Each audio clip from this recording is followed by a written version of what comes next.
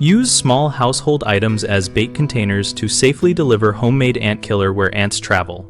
Choose shallow bottle caps or metal beer caps for liquid baits because they hold a small, controlled volume and reduce the chance of spills. For granular baits, mix the bait with a little vegetable oil and place it in a spare salt shaker lid, or the bottom of a small plastic container with holes punched in the lid so ants can enter but pets and children cannot easily access. Repurposed eggshells work well for the smallest colonies. Rinse and dry half shells, add a cotton wick or a dab of bait, and set them on a flat surface so they cannot tip. Small ceramic or glass dishes from a broken mug or chipped plate are inert and will not react with bait formulas, and their weight helps prevent ants from dragging bait away before ingesting.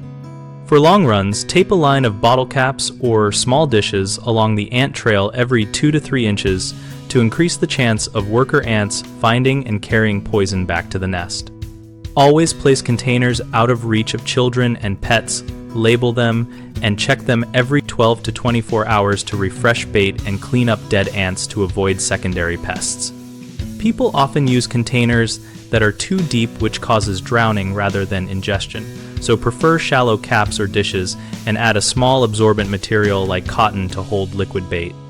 Another common mistake is using porous materials that absorb and dilute bait, so choose non-porous glass or metal. Finally, many set baits in high-traffic areas where pets can reach them, so move containers under furniture edges or behind appliances where only ants travel. We run bighomeprojects.com, where we connect homeowners with local contractors and provide a discussion community for sharing tips like these bait container ideas.